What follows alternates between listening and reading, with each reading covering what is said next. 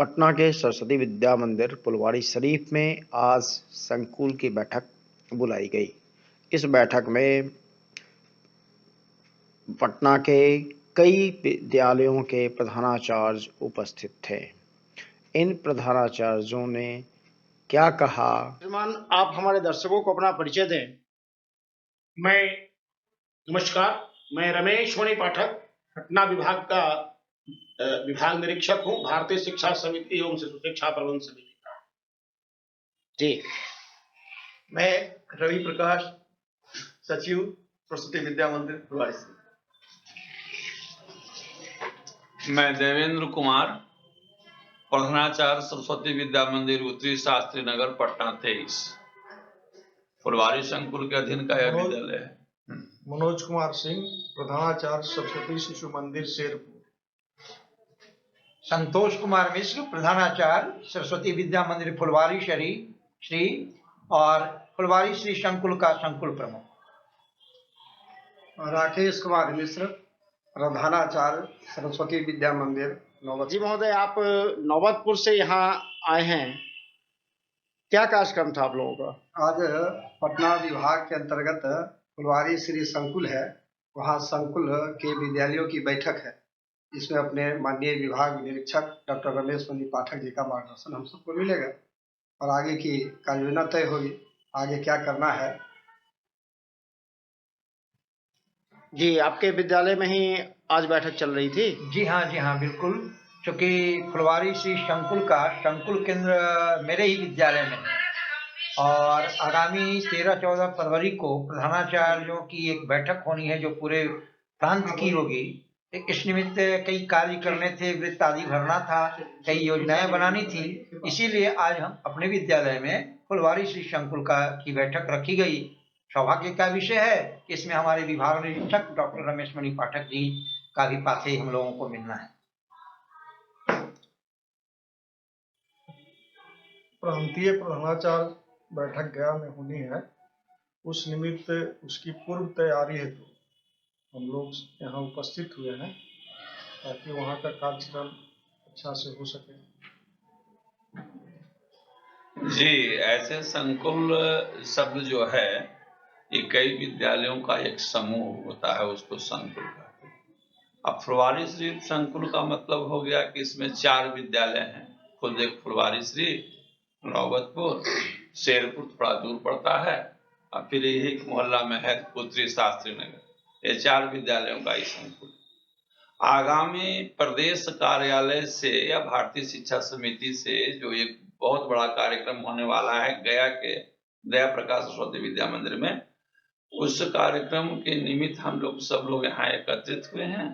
उसके जो फॉर्मेट हैं या जो हम लोगों को विद्यालय को साल भर की जो कार्यावधि में साल भर के कार्यावधि में जो कार्यक्रम किए हैं और जो हम लोगों ने बच्चों की उपलब्धियां प्राप्त की हैं, उन सबों का एक विस्तृत लेखा जोखा प्रस्तुत करके एक सम्मिलित रिपोर्ट तैयार करना है। इस निमित्त हम सब यहाँ पर एकत्रित हुए हैं और हमारे प्रमुख यहाँ आए हुए हैं जिनका हम लोगों को मार्गदर्शन मिलने वाला है। नमस्कार। आज बड़े सौभाग्य की बात है, हमारे साथ उपस्थित हैं डॉक्टर रमेश मणि पाठक जी। रमेश मणि पाठक शिक्षा से जुड़े हैं। सरस्वती विद्या मंदिर पटना के विद्यालय में जो कार्य होते हैं उसके लिए शिक्षक प्रमुख हैं और इनसे आज चर्चा करते हैं, कई मुद्दों पे चर्चा है। स्वागत है आपका हमारे चैनल पे। नमस्कार, स्वागत है आपका। नमस्कार। 2-3 सवाल हैं। एक तो आपका विद्या मंदिर, सरस्वती विद्या मंदिर जो विद्यालय है वो बाकी विद्यालयों से अलग कैसे है? आपने बिल्कुल अच्छा प्रश्न किया है। वैसे अनेक लोग शिक्षा के क्षेत्र में कार्य कर रहे हैं, क्योंकि अपना विद्यालय विद्या भारती अखिल भारतीय शिक्षण संस्थान नाम का जो संगठन है उससे संबद्ध है और उसी की रीति नीति पर चलता है। अन्य विद्यालयों की अपेक्षा हमारे विद्यालय की जो विशिष्टता है। हम यहाँ केवल अक्षर ज्ञान और अंक ज्ञान उन्हें नहीं देते, बल्कि साथ ही साथ आज जो आवश्यकता है संस्कार की, क्योंकि संस्कार रहित शिक्षा शिक्षा नहीं हो सकती। यदि शिक्षा में संस्कार नहीं है तो वह शिक्षा व्यक्ति को राक्षस बना देती है। इसलिए संस्कार युक्त शिक्षा देने का कार्य विद्या भारती के विद्यालयों में किया जाता है, और यही कारण है कि अन्य विद्यालय से हमारे विद्यालय की प्रतिष्ठा समाज में अधिक बढ़ी है। अपना जो भारतीय चिंतन है, भारतीय दर्शन है, हिंदुत्व का जो चिंतन है, जिसके आधार पर अपने माता पिता, अपने पूर्वज, अपने महापुरुष, अपने पुण्य भूमि, अपनी मातृभूमि आदि की शिक्षा हम भैया बहनों को देते हैं, उनके प्रति निष्ठा उनकी जागृत हो।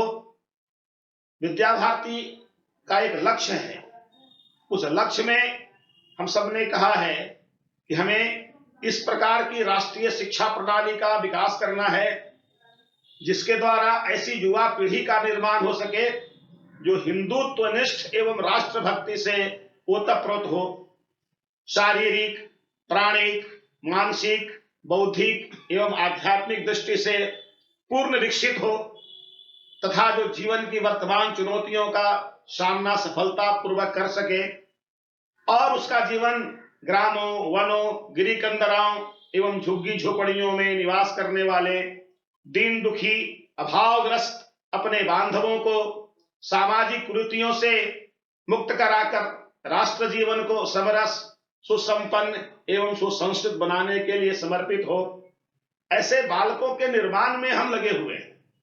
और ऐसे बालकों के निर्माण के लिए अपने यहाँ विद्या भारती ने अपनी एक अलग कार्य पद्धति बनाई है, हमारी शिक्षण पद्धति, जिसे कि हम पंचपदी शिक्षण पद्धति कहते हैं। उसके आधार पर हम पढ़ाते हैं। साथ ही साथ बालकों का सर्वांगीण विकास हो, जैसा कि शारीरिक विकास, प्राणिक विकास, मानसिक, भौतिक और आध्यात्मिक विकास की हम सब ने चर्चा की। तो इसके लिए 5 आधारभूत विषयों की कल्पना हम सब ने की है विद्या भारती में। शारीरिक विकास के लिए शारीरिक शिक्षा, प्राणिक विकास के लिए योग शिक्षा, मानसिक विकास के लिए संगीत शिक्षा, बौद्धिक विकास के लिए संस्कृत शिक्षा और सबसे महत्वपूर्ण नैतिक एवं आध्यात्मिक शिक्षा, जिसके द्वारा मनुष्य वास्तव में मनुष्य बनता है, मानवत्व का गुण उसके अंदर विकसित होता है। और इस प्रकार के इन 5 चीजों का यदि विकास हो जाता है तो हम ये मानते हैं कि बालक का सर्वांगीण विकास हो गया। यही अंतर अन्य विद्यालयों में और हमारे विद्यालयों में है। इस प्रकार के आधारभूत विषयों का चिंतन अन्य किसी भी शिक्षण संस्थान में आपको देखने को नहीं मिलेगा। और संपूर्ण भारत में ही नहीं, अपने विद्या भारती के अब विद्यालय विदेशों में भी चल रहे हैं, वहां भी बालकों के सर्वांगीण विकास का यही आधारभूत जो 5 विषय है वहां भी निर्धारित किया गया है। और हमारे आचार्य शिक्षण देने में लगे हुए हैं। वो केवल मुंह से बोलते नहीं हैं, बल्कि अपने आचरण से उनको शिक्षा देते हैं। क्योंकि शास्त्रों में कहा गया है कि आचार्य कहते किसको है भाई, तो आचिनोति शास्त्रान, शास्त्रों से जो मूल तत्व हैं उसको चुन चुन करके अपने छात्रों में जो स्थापित करता है और उस कार्य में उसे प्रेरित करता है, वास्तव में वही आचार्य है। और अपने आपको ज्ञात ही होगा, हमारे जितने भी शिक्षण संस्थान चल रहे हैं, हम अपने शिक्षण संस्थानों में अध्यापन करने वाले जो हमारे हैं उन्हें हम आचार्य इस शब्द से संबोधित करते हैं। अन्य शिक्षण संस्थानों में ये शब्द आपको सुनने को नहीं मिलेगा। वहां तो टीचर हैं, मास्टर हैं, आदि आदि कई आपको शब्द प्राप्त होंगे, किंतु हमारे यहाँ आचार्य ये शब्द है, महिला आचार्य, पुरुष आचार्य। हम महिला आचार्यों को दीदी जी भी कहते हैं। अन्य जो हमारे छोटे छोटे नन्हे मुन्ने जो भैया बहन होते हैं, अपने विद्यालय में उन्हें आप कहकर संबोधित किया जाता है। यह अपनत्व का भाव प्रकट करता है। ये सब विद्या भारती के विद्यालयों को अन्य विद्यालयों से एक अलग पहचान दिलाता है। मतलब कि जो बाजारवाद आज शिक्षा है, एक बाजारवाद की पहचान बन गई है। उस बाजारवाद से आप अपने आप को अलग रखते हैं। जी बिल्कुल सही। हमारा एक उद्देश्य है, हमारा एक लक्ष्य है, और अपने जो शिक्षण संस्थान चलते हैं, अभी मैं जो अपना विचार रख रहा था उसमें अपना उद्देश्य भी बताया कि हम चाहते हैं कि जो झुग्गी झोपड़ी में रहने वाले दीन दुखी अभावग्रस्त लोग हैं, उन्हें भी शिक्षा प्राप्त हो। सबको शिक्षा का अधिकार है और उनके लिए भी हम कार्य करते हैं। हम अपने बड़े बड़े विद्यालय भी चलाते हैं और छोटे छोटे विद्यालय भी चलाते हैं। बड़े विद्यालयों में भी 5% हम मेधावी छात्रों को निःशुल्क पढ़ाते हैं, जो हमारे संस्कार केंद्र में पढ़ते हैं। संस्कार केंद्र में जो मेधावी बच्चे आते हैं, हम उनका चयन करते हैं और फिर अपने बड़े बड़े विद्यालयों में इन्हें ले जा करके हम पढ़ाते हैं। समाज में सबको शिक्षा प्राप्त हो, यह विद्या भारती का चिंतन है। कोई शिक्षा से वंचित नहीं रहे। ये अभी देखने में आ रहा है, बड़े बड़े विद्यालयों से लोग पढ़कर आते हैं, वो पढ़े लिखे तो होते हैं परंतु शिक्षित नहीं होते। मैंने इस विषय पर भी थोड़ा सा पहले आपको कहा, क्योंकि कुछ ऐसे शिक्षण संस्थान हैं जहां उनको केवल कुछ ज्ञान रटवा दिया जा रहा है, व्यावहारिक ज्ञान का अभाव है, और उस व्यावहारिक ज्ञान के अभाव के कारण उसके अंदर संस्कार नहीं आता है। और शिक्षा में यदि संस्कार नहीं आया तो सब कुछ बेकार हो जाता है। और यही कारण है, अच्छे अच्छे पढ़े लिखे लोग तथाकथित मिलेंगे, किंतु अपने माता पिता को जो वृद्ध हो जाते हैं उन्हें जाकर के वृद्धाश्रम में रखाते हैं, अपने माता पिता की सेवा नहीं करते। जो चिकित्सा क्षेत्र में भी कुछ ऐसे पढ़े लिखे लोग मिल जाते हैं जो उस रोगी को क्या कष्ट हो रहा है, वह जो बीमार हमारे सामने है उसके कष्ट को नहीं देखते, पहले धन की चिंता करने लगते हैं, इतना फीस दो तो ये काम होगा।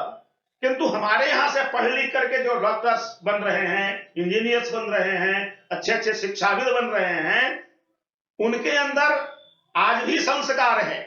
और पहले वो अपने संस्कार के कारण उनके अंदर जो मानवता आई है उससे वो चिंतन करते नहीं, पहले इसका दुख दूर होना चाहिए। यह मेरे जिम्मे, यह जो कार्य है ये मेरा दायित्व है, इसको हमको पूरी प्रामाणिकता के साथ पूरा करना है। कहीं वो घूस नहीं लेते, वो उनके अंदर नैतिकता है, इसलिए उनका जो है नैतिक पतन नहीं हुआ है। किंतु अन्य स्थानों पर मिलेंगे, बिना घूस का काम नहीं होता। और इसीलिए आज IAS IPS जो समाचार पत्रों में, दूरदर्शन में आप सभी दिखाते हैं, बताते हैं आप लोग, उनके घर पर छापे पड़ रहे हैं। क्यों? क्योंकि नैतिकतापूर्ण उन्होंने कार्य नहीं किया। इसलिए हमारी जो शिक्षा विद्यालय की के माध्यम से हम जो देते हैं उसमें नैतिकता पर बहुत बल दिया जाता है। एक सवाल और है, माननीय प्रधानमंत्री जी कहते हैं राष्ट्र सर्वोपरि है, लेकिन धर्म से विमुख राष्ट्र क्या उचित है?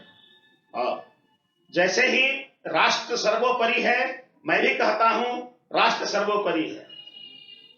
राष्ट्र बनता है उसमें एक धर्म और संस्कृति भी होती है। राष्ट्र कहते हैं किसको, इसका यदि ठीक से हम सब जब चिंतन करेंगे तो वह केवल भूमि और कुछ भूभाग को लेकर के ही राष्ट्र नहीं होता है, बल्कि सबसे वहां राष्ट्र का जो मूल है वहां की संस्कृति, वहां का सनातन धर्म। आपको इंटरप्ट करेंगे इसमें।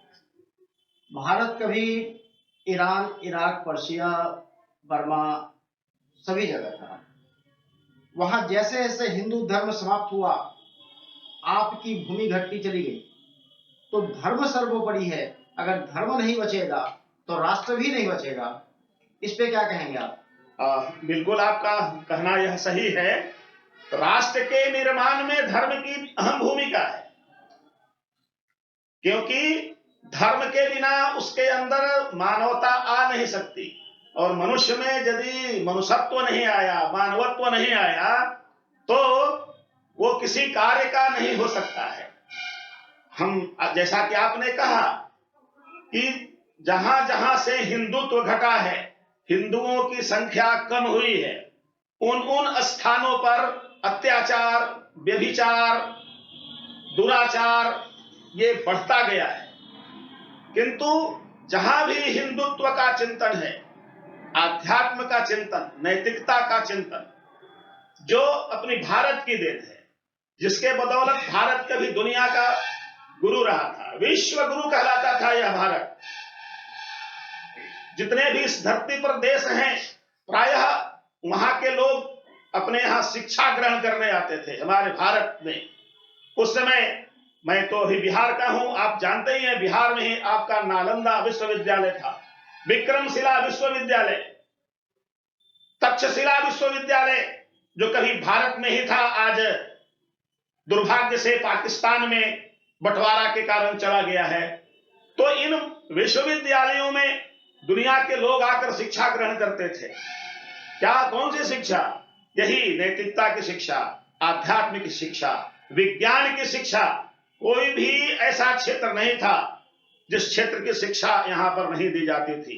आयुर्वेद हो, धनुर्वेद हो, चारों वेद तो अपने हैं ही, अनेक प्रकार की शिक्षा की व्यवस्था यहां पर थी। चिकित्सा व्यवस्था जब चरक और सुश्रुत के समय की जो थी, उस समय भी यहां पर शल्य क्रिया उत्तम तरीके से होती थी। ये सब शिक्षा ग्रहण करने दुनिया के लोग आते थे। आज के नेताओं ने 1947 के बाद से जिसकी कॉपी इन लोगों ने की है संविधान की, वहां भी धर्म सर्वोपरि, चर्च के अधीन सारे लोग चलते हैं। लेकिन भारत में धर्मनिरपेक्षता, जो कि कहीं से कोई भी व्यक्ति धर्मनिरपेक्ष हो ही नहीं सकता, ये थोप करके अब हिंदुओं के साथ नाइंसाफी नहीं की गई। कुछ आपका प्रश्न बिल्कुल सही है, मन में प्रश्न उठना ही चाहिए, क्योंकि जैसी समस्या आप सब देख रहे हैं, देश स्वतंत्र था, क्यों था, वह भी चिंतक विचारक चिंतन कर रहे हैं, और फिर से यह गुलाम नहीं हो जाए, इसका भी चिंतन चल रहा है। वास्तव में अपना जो संविधान बना है, अब ठीक से यदि उसका अध्ययन करेंगे तो भिन्न भिन्न देशों में, स्थानों पर जो कुछ भी उनके यहां था, कुछ कुछ स्थानों से चीजें ले करके और उसको कॉपी करके कहा जाए, उसको जोड़ करके एक बनाया गया है। ठीक प्रकार से इस भारत के लिए क्या जरूरी है, वह उसमें ठीक से अंकित नहीं किया गया है। डॉक्टर भीमराव अंबेडकर ने उस समय कहा था कि यहाँ की जो भारत की एक संस्कृति है, और यह संस्कृति संस्कृत पर आश्रित है, इसलिए यहाँ की राष्ट्रभाषा संस्कृत को बनाया जाए। आप उस समय के प्रकाशित समाचार पत्र को भी देखेंगे तो उसमें आपको ये मालूम पड़ेगा, दिखाई पड़ेगा, लिखा हुआ है, अंबेडकर ने कहा था। लेकिन उस समय के जो तथाकथित जो हमारे महानुभाव थे, नेतागण थे, उसको स्वीकार नहीं किया, और उसका दुख अंबेडकर को भी था, और परिणाम आज हम सब भोग रहे हैं, पा रहे हैं। अलग अलग प्रकार की कानून व्यवस्थाएं चल रही है। अब वास्तविकता यह है कि अपना एक यह देश है, यह एक रहना चाहिए, यहाँ का निशान भी एक रहना चाहिए, यहाँ का संविधान भी एक होना चाहिए, प्रत्येक मानव के लिए एक कानून होना चाहिए, और इस दिशा में सरकार को कार्य करना चाहिए। संविधान राष्ट्र के लिए है, व्यक्ति के लिए नहीं, किसी पार्टी के लिए नहीं। इसलिए जो संविधान बने, फिर से उसमें ठीक से संशोधन करके उसको भारत के अनुकूल, भारत की संस्कृति के अनुकूल लिखने की आवश्यकता है। वर्तमान संविधान एक तरफ कहता है इक्वलिटी एमंग्स इक्वल, उसके तुरंत बाद उसी में प्रोविजन है स्पेशल प्रोविजन फॉर माइनॉरिटी। तो ये इक्वलिटी कहाँ है? इसीलिए तो कह रहा हूं पूरा संविधान ही नहीं, इतिहास भी लिखने की आवश्यकता है। बिल्कुल, क्योंकि वस्तु स्थिति है, देश आजाद होने के बाद भी जो भारत का वास्तविक में अपना इतिहास है वह बच्चों को बताया ही नहीं गया, वह उन्हें पढ़ाया ही नहीं गया। अपने यहाँ जिस प्रकार की पहले व्यवस्था थी, जिस प्रकार के यहाँ पर अभियांत्रिकी क्षेत्र में कहा जाए, यहाँ का इस्पात जो लोहा बनता था बहुत ही उच्च कोटि का होता था। आज भी दिल्ली में जो स्तंभ बना हुआ है जंग नहीं लगता है, बराहमीर जी का, हाँ बराहमीर का जो बना हुआ है, वहीं पर अशोक स्तंभ बना हुआ है, आज भी उसमें जंग नहीं लगता है। उस समय उस उच्च कोटि के इस्पात का निर्माण होता था। अपने जो महापुरुष थे, महाराणा प्रताप, उनकी महिमा का बखान होना चाहिए था। अपने जो अन्य लोग थे, महापुरुष थे, इतिहास के पन्नों से तो पुष्यमित्र शुंग और विक्रमादित्य तो गायब ही हैं। प्रायः बहुत से ऐसे महापुरुष हैं जिनको बताने की आवश्यकता थी, लोगों ने नहीं बताया। शिक्षा के क्षेत्र में अपना जो देश कहां तक था, अंग्रेज जब यहां आए थे तो उन्होंने लिखा था गांव गांव में शिक्षा की व्यवस्था है, वह सरकार पर आश्रित नहीं है, समाज पर आश्रित है। सभी उच्च कोटि के हैं। यहाँ घर में ताले नहीं लगते थे, कितनी न्याय प्रियता थी, लेकिन धीरे धीरे वो सब समाप्त हो गया। उस समय का जो इतिहास बताया ही नहीं गया।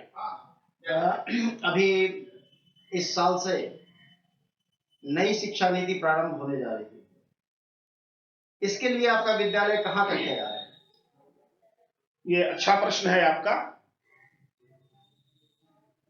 काफी शिक्षा में परिवर्तन बीच बीच में भी आता रहा, और अभी राष्ट्रीय शिक्षा नीति 2020 जो आई है, हम ये मानते हैं कि यह बालकों के सर्वांगीण विकास का जो चिंतन विद्या भारती ने की है, उसमें बहुत सारी बातें सरकार भी इस बात को मानती है, और उस शिक्षा नीति में आया है 5+3+3+4 ये फॉर्मूला बनाया गया है।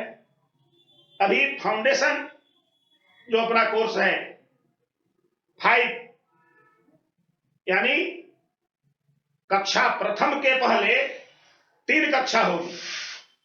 विद्या भारती में हम सब उसे कक्षा अरुण, कक्षा उदय और कक्षा प्रभा ये नाम दिए हैं।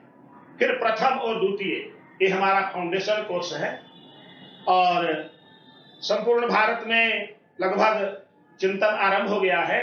अपने विद्या भारती के विद्यालयों में अपना जो यह पटना विभाग है दक्षिण बिहार प्रांत का, यहां भी हम सब ने योजना बनाई है।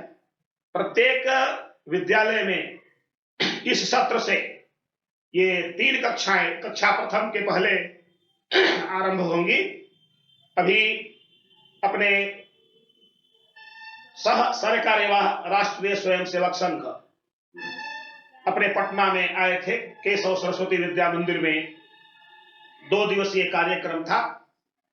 उसमें लगभग 1800 भैया बहन जो पूर्व छात्र थे और किसी न किसी अच्छे पदों पर कार्यरत थे, स्वावलंबी थे, और हमारे समिति के पदाधिकारीगण सम्मिलित हुए थे, उसमें राष्ट्रीय शिक्षा नीति को कैसे विद्या भारती के विद्यालयों में लागू करना है, इसका एक दिशा निर्देश भी प्राप्त हुआ है। आज जो संकुल की बैठक हम सब कर रहे हैं उसमें उस पर भी हमारी चर्चा है।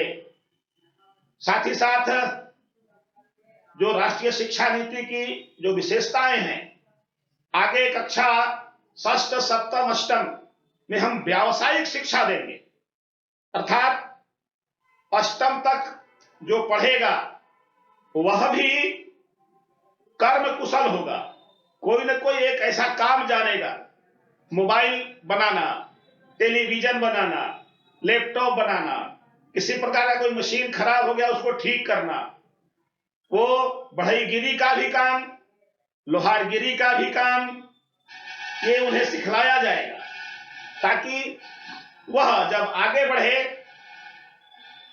तो कभी उसे ये महसूस नहीं हो कि हमको रोजगार नहीं है, बल्कि यह जो राष्ट्रीय शिक्षा नीति आई उसके तहत जो बच्चे उत्तीर्ण होंगे, पास करेंगे, वो बेरोजगार नहीं होंगे बल्कि लोगों को रोजगार देने वाले होंगे। इस प्रकार का चिंतन अपना आरंभ हुआ है और हम सब विद्या भारती के जितने भी विद्यालय हैं इस कार्य में लग गए हैं। इस पे वामपंथी और राष्ट्रद्रोहियों ने एक षड्यंत्र भी रचना शुरू कर दिया कि शिक्षा का भगवाकरण कर रहे हैं। अपने ज्येष्ठ पूर्वजों ने कहावत कही थी, हाथी चले बाजार, कुत्ता भूखे हजार। तो ऐसा होता है, किंतु हाथी चलने का काम करता है। मैं अर्थात विद्या भारती, ये हम एक अच्छे रास्ते पर चल रहे हैं। जो शिक्षा संपूर्ण राष्ट्र में परिवर्तन ला सकती है उस ओर हम बढ़ रहे हैं। और हैं कुछ लोगों को अच्छा नहीं लगता है, उनको लगता है जब सब लोग नैतिकता से परिपूर्ण हो जाएंगे, अच्छे हो जाएंगे, ज्ञानी हो जाएंगे, तो फिर हमारी बात कोई नहीं सुनेगा, राष्ट्रभक्त हो जाएंगे। स्वाभाविक है, जब राष्ट्रभक्त लोग हो जाएंगे, मातृभूमि से लगाव हो जाएगा, तो मातृभूमि के जो द्रोही हैं, ऐसे षड्यंत्रकारी हैं जो भारत को आज भी टुकड़े टुकड़े करना चाहते हैं। अपने दूरदर्शन पर मैं सुनता हूं टुकड़े टुकड़े गैंग, तो क्या है, यही लोग हैं जो भारत को चाहते हैं कि यह समृद्ध नहीं हो, फिर से वह गुरु नहीं बने। लेकिन हम आज भी विद्या भारती के प्रत्येक विद्यालय में प्रत्येक भैया बहन जो अध्ययन करते हैं, प्रत्येक दिन बोलते हैं, मां सरस्वती से प्रार्थना करते हैं, क्या, जग सिर मोर बनाए भारत, वह बल विक्रम दो। हे मां, वह बल विक्रम हमको प्रदान करे। हम सरस्वती से मांगते हैं प्रत्येक दिन, और वो प्राप्त हो रहा है। आज जो देख रहे हैं राष्ट्र में परिवर्तन आ रहा है, वह भी उसी की देन है। जी, बहुत बहुत आभार आपका, आपने अपना कीमती समय दिया और उम्मीद करते हैं कि कुछ नए मुद्दों के साथ फिर से आपसे चर्चा करें।